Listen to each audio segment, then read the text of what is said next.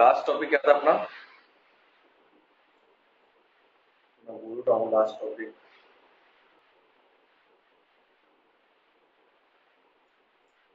हाँ, हम लोगों ने बंद लंबाई किया था लास्ट टॉपिक, है ना? अब आज आए करते हैं अपन स्टार्ट।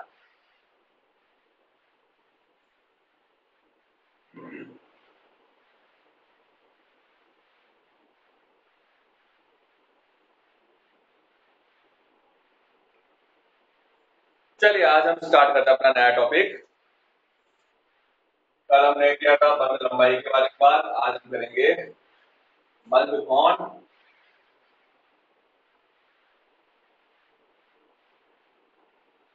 तो हेडिंग नोट करो, बंद कोण, और इसमें नोट करना स्टार्ट करिए।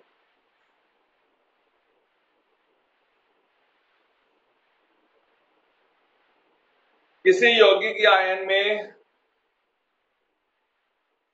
किसी यौगिक या आयन में उपस्थित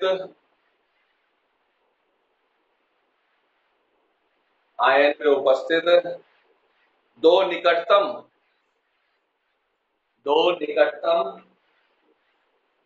बंध के मध्य कोण को, दो निकटतम बंध के मध्य कोण को आबंध कोण कहते हैं।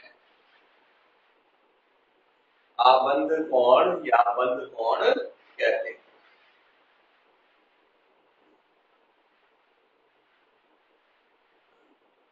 आबंध कोण को डिग्री के रूप में व्यक्त करते हैं। बंध कोण को डिग्री के रूप में व्यक्त करते हैं कि कोण कितने डिग्री का है, 90 डिग्री का है, 40 डिग्री का है, 100 डिग्री का है। इस तरह इसकी सहायता से अणु व आयन की, इसकी सहायता से अणु व आयन की आकृति ज्ञात करने में मदद मिलती है।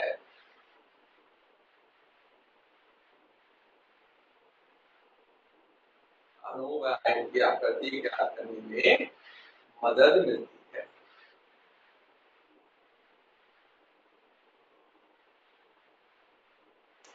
ठीक है, तो बंध कोण क्या है अपने पास? किसी बहुपरमाणु अणु या आयन के अंदर जो निकटवर्ती बंधन के बीच का जो कोण होता है उसे क्या कहते हैं? बंध कोण।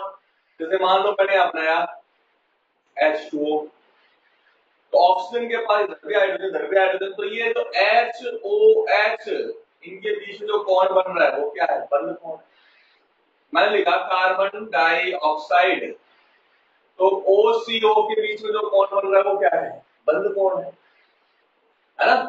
तो ये क्या होता है अपने पास? दो निकटवर्ती बंधों के मध्य का जो कोण होता है उसे अपन क्या कहते हैं? बंध कोण कहते हैं। या अपन यूं भी कह सकते हैं किसी केंद्रीय परमाणु के जो है चारों ओर जो बंधित इलेक्ट्रॉन युग्म है उनके मध्य का जो कोण है उसे हम बंध कोण कहते हैं। क्योंकि बंधित इलेक्ट्रॉन कौन से होते हैं? ये जो बंध में जो भाग ले रहे हैं वो बंधित इलेक्ट्रॉन युग्म है ना? तो बंधित इलेक्ट्रॉन युग्मों के बीच का कोण हो सकता है, या दो बंधित परमाणुओं के मध्य का कोण जो होता है वो बंध कोण। ठीक है, तो बंध कोण हो गया। अब नोट करो आगे, बंध ऊर्जा या बंध एंथैल्पी।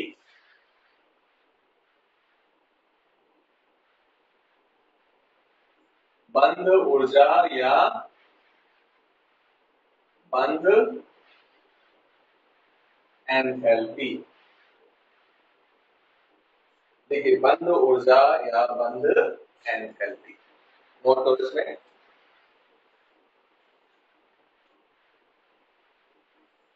गैसीय स्थिति में, गैसीय स्थिति में दो परमाणुओं के बीच,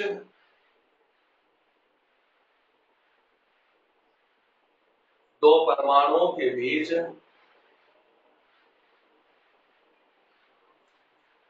एक मोल बंध को तोड़ने के लिए, एक मोल बंध को तोड़ने के लिए आवश्यक ऊर्जा बंद एंथैल्पी कहलाती है। आवश्यक ऊर्जा बंद एंथैल्पी कहलाती है। ठीक है, क्या लिखा अपन ने कि एक मोल जो बंद है अपने पास, कोई अणु है, उसमें बंद को तोड़कर परमाणुओं के रूप में परिवर्तित करने के लिए जो आवश्यक ऊर्जा है उसे हम कहते हैं बंद एंथैल्पी या बंद ऊर्जा। ठीक है, दूसरी डेफिनेशन में लिख लो। गैसीय परमाणुओं से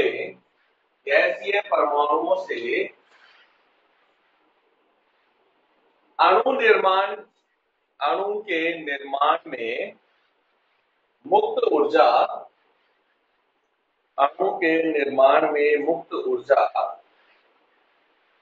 बंध ऊर्जा कहलाती है। मुक्त ऊर्जा बंध ऊर्जा कहलाती है। ठीक है, तो हम बंध ऊर्जा को दो तरीके से लिख सकते हैं। या तो हमारे पास बंध का निर्माण हुआ है तो जो ऊर्जा मुक्त हुई है उसे बंध ऊर्जा कहते हैं। या हम क्या कह सकते हैं कि किसी अणु को उसके गैसीय परमाणुओं में वियोजित करने के लिए या गैसीय परमाणुओं में तोड़ने के लिए जितनी ऊर्जा की आवश्यकता होती है उसे बंध ऊर्जा कहते हैं। बंध ऊर्जा जो होती है बंध वियोजन के रूप में भी निकाल सकते हैं और बंध ऊर्जा के रूप में भी निकाली जा सकती है। तो हम लोगों ने बंध ऊर्जा की परिभाषा लिख ली। इसके अंदर क्या लिखा? बंध ऊर्जा की परिभाषा हमने नोट करी है। क्या नोट करी? गैसीय स्थिति में दो परमाणुओं के बीच विशिष्ट बंधों के एक मोल को तोड़ने के लिए आवश्यक ऊर्जा बंध ऊर्जा कहलाती है।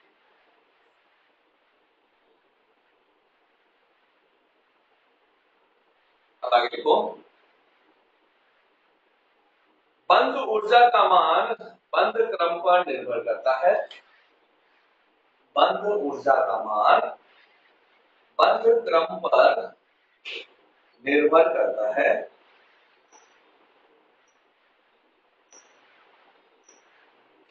बंध क्रम बढ़ने के साथ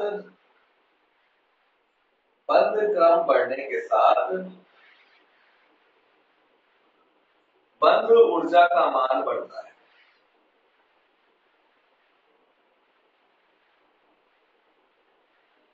बंध क्रम बढ़ने के साथ बंध ऊर्जा का मान बढ़ता है।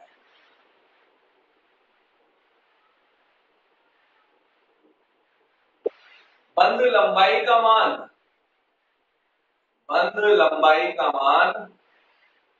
कम होने पर बंध लंबाई का मान कम होने पर बंध अधिक प्रबल होता है। बंध लंबाई का मान कम होने पर बंध अधिक प्रबल होता है। अतः बंध ऊर्जा का मान बढ़ता है। बंध ऊर्जा का मान बढ़ता है।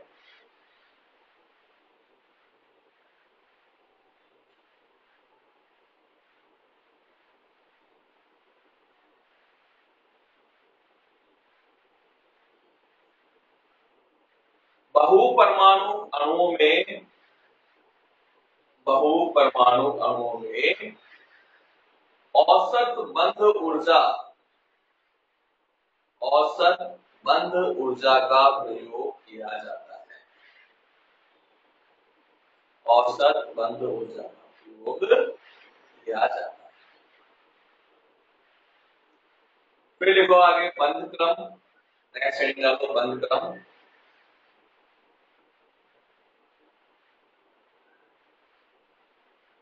दो परमाणुओं के मध्य बंधों की संख्या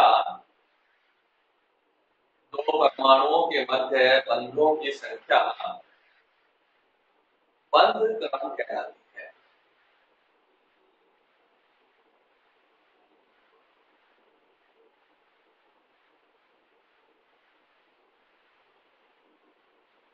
दो परमाणुओं के मध्य बंधों की संख्या बंध क्रम कहलाती है। बंध क्रम का मान बढ़ने पर बंध ऊर्जा बढ़ती है। बंध ऊर्जा बढ़ती है, बंध लंबाई कम होती है, बंध लंबाई कम होती है, स्थायित्व बढ़ता है, स्थायित्व बढ़ता है, वह क्रियाशीलता कम हो जाती है, स्थायित्व बढ़ता है, वह क्रियाशीलता कम हो जाती है।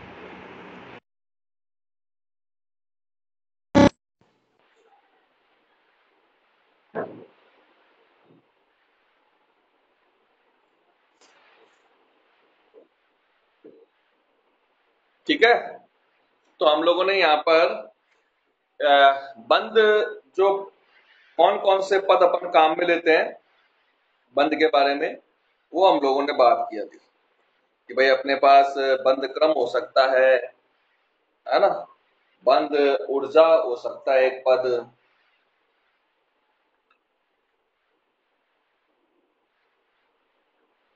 बंद लंबाई हो सकती है, ये सारे के सारे पद जो है वो बंद से संबंधित होते हैं। ठीक है, अब हम करते हैं अपना आगे का पॉइंट। तो हो गया अपने पास बेसिक पॉइंट सारे के सारे।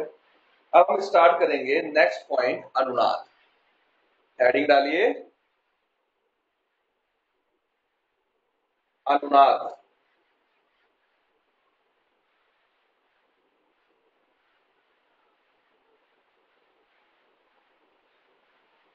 लिखो अनुनाद, लिखो।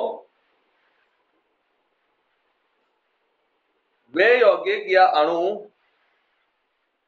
वे यौगिक या अणु जिनके सभी गुणों की व्याख्या, जिनके सभी गुणों की व्याख्या किसी एक संरचना के द्वारा संभव नहीं होती, सभी गुणों की व्याख्या किसी एक संरचना के द्वारा संभव नहीं होती, उनकी एक से अधिक, उनकी एक से अधिक संरचनाएं, उनकी एक से अधिक संरचनाएं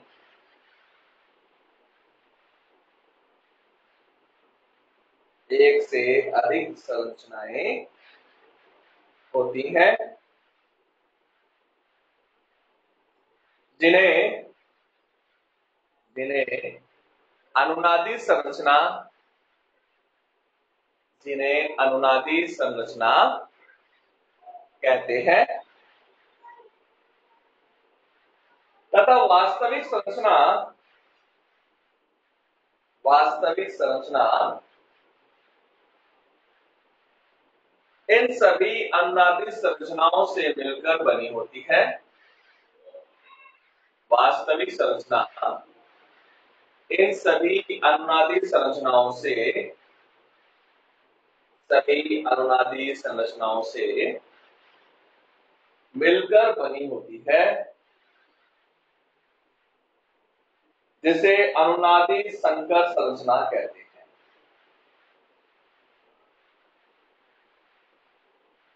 अनुनादी संकर संरचना कहते हैं।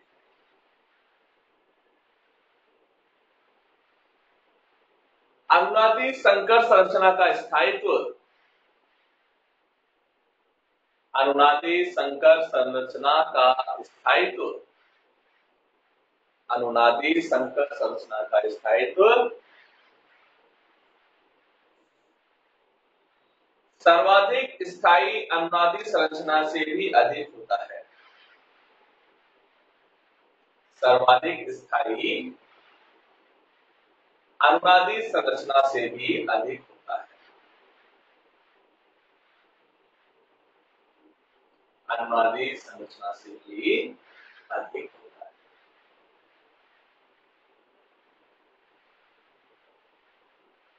तथा इनके मध्य के ऊर्जा अंतर को अनुनादी ऊर्जा कहते हैं।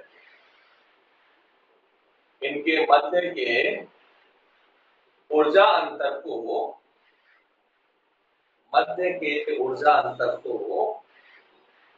अनुनादी ऊर्जा कहते हैं।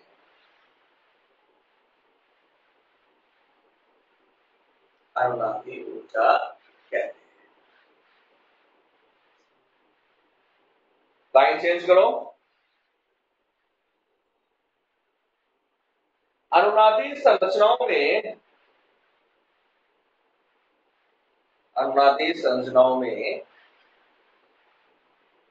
परमाणुओं की स्थिति समान होती है। परमाणुओं की स्थिति समान होती है।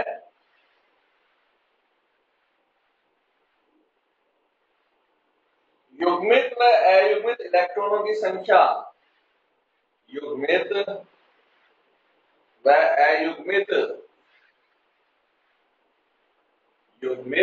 अयुग्मित इलेक्ट्रॉनों की संख्या समान होती है।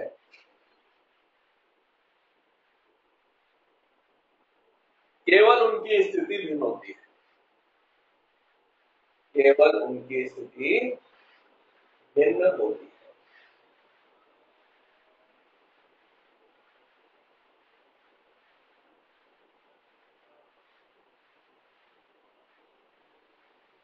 सेकंड पॉइंट को अनुनादी संरचनाओं में सामान्यतः ऋणावेश उच्च विद्युत ऋणी पर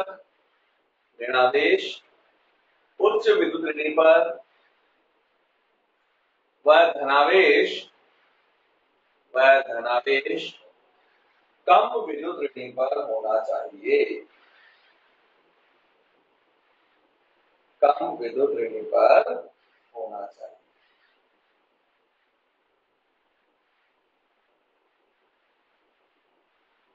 लाइन से लो।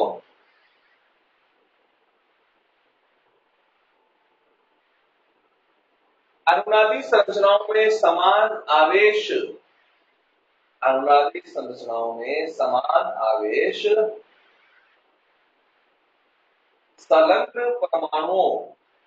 संलग्न यानी बिल्कुल पास वाले परमाणु जो होते हैं, संलग्न परमाणुओं पर नहीं होना चाहिए। समान आवेश अगर पास वाले परमाणु में हो तो क्या होगा? प्रतिकर्षण होगा। इसलिए समान आवेश जो होता है कभी भी संलग्न परमाणुओं पर नहीं होना चाहिए। अगला पॉइंट लिखो।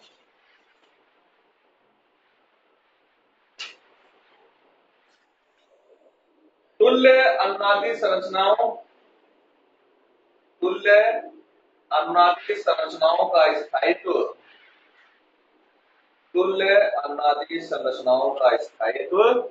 सर्वाधिक होता है। तुल्य अनुनादी संरचनाओं का स्थायित्व सर्वाधिक होता है। अब देखो भैया, अपन ने क्या कहा यहाँ पर? अनुनाद की डेफिनेशन नोट किया, परिभाषा लिखी। क्या परिभाषा लिखी अपन ने? ऐसे यौगिक जिनके सभी गुणों की व्याख्या किसी एक संरचना से संभव नहीं है, तो उनकी एक से अधिक संरचनाएं पाई जाती हैं, जिन्हें हम अनुनादी संरचना कहते हैं। और वास्तविक संरचना इन सभी का अनुनादी संकर होता है, जिसका स्थायित्व कम होता है, ऊर्जा जो होती है वो न्यूनतम। ठीक है?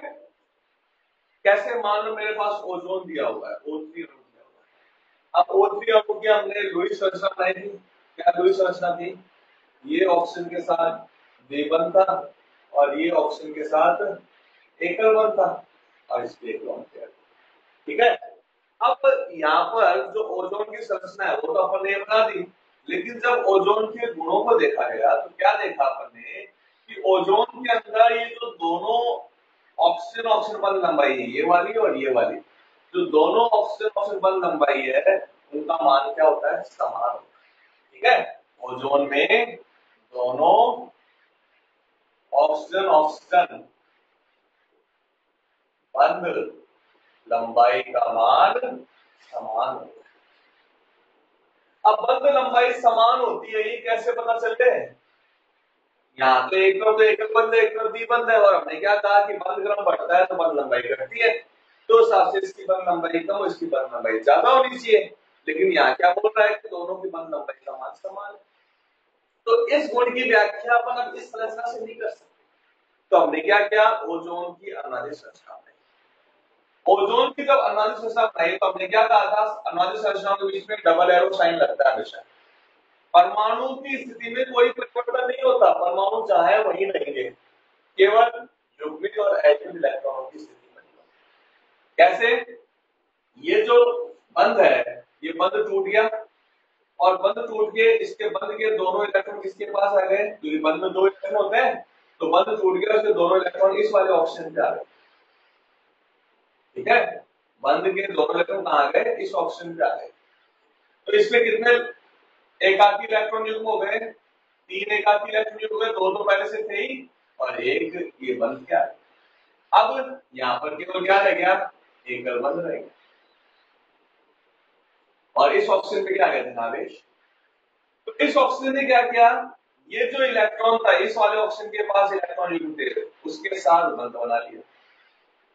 ठीक है, इधर से तो बंध टूट गया और इस वाले के साथ बंध बना लिया, तो यहाँ क्या आ गया, द्विबंध आ गया और इलेक्ट्रॉन युग्म कितने रहे, दो रहे। तो ये जो दोनों संरचनाएं ये क्या है अपने पास, अनुनादिक संरचना है। एक बार इसके पास द्विबंध और यहाँ एकल बंध, और दूसरी बार यहाँ एकल बंध और यहाँ क्या आ गया, द्विबंध आ गया। ठीक है, तो अब जो वास्तविक संरचना है वो इन दोनों से मिलकर बनेगी, दोनों से मिलकर बनेगी। तो जो वास्तविक संरचना जिसको अपन अनुनादिक संकर संरचना कहते हैं, उसमें दोनों ऑक्सीजन के साथ एक एक बंध तो पूरा है, और जो दूसरा बंध है वो इसमें भी बन रहा है और इसमें भी बन रहा है, दोनों बन रहा है, एक बार यहाँ आ रहा है एक बार यहाँ आ रहा है। इसका मतलब जो दूसरा बंध होता है वो पूरी तरह से नहीं बनता है, आधा इसमें बना हुआ होगा और आधा इसमें, इसको हम बोलते हैं आंशिक बंध। ठीक है, आधा बंध इधर है आधा बंध इधर है, तो ये अपने पास क्या हो गया, इसकी आंशिक बंध हो गया। तो जो अनुनादिक संकर संरचना बनी है, उस अनुनादिक संकर संरचना के अंदर हमने क्या देखा कि दोनों ऑक्सीजन ऑक्सीजन बंध लंबाई जो है, दोनों ऑक्सीजन ऑक्सीजन बंध जो है उसमें एक तो पूरा बंध और एक आधा बंध है, यानी आंशिक द्विबंध के गुण होते हैं। और आंशिक द्विबंध के गुण है तो अनुनाद के कारण दोनों ऑक्सीजन ऑक्सीजन बंध में आंशिक द्विबंध के गुण होते हैं, अर्थात बंध लंबाई एकल बंध से छोटी व द्विबंध से अधिक होती है। एकल बंध की तुलना में तो कम होता है और द्विबंध की तुलना में अधिक होता है। ठीक है, और बंध लंबाई का मान क्या होता है, समान होता है। तो इस एक संरचना से तो अपन बंध लंबाई बता नहीं सकते थे समान है कि नहीं है, लेकिन जब अनुनादिक संरचना बनाई तो हमने क्या देखा, एक बार यहाँ बंध आ रहा है एक बार यहाँ बंध आ रहा है, तो वास्तविक संरचना इन दोनों से मिलकर बनाई है अपन ने। तो अब यहाँ कह सकते हैं अपन दोनों बंध लंबाई का मान क्या होगा, समान। तो ये हो गया अपने पास अनुनाद। कल हम दोबारा से इसके अंदर अनुनाद में और आगे के टॉपिक करेंगे। ठीक है।